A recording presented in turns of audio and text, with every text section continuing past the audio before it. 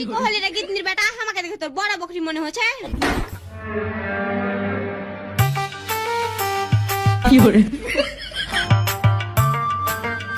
সালা এগুলা দেখো তো আর সহ্য করা গেল না রে, আমাকে বিয়ে করতে হবে। সালা ওটাও পিরিং পিরিং করছে না, মানে মনের কথাটা বলছি। কি করে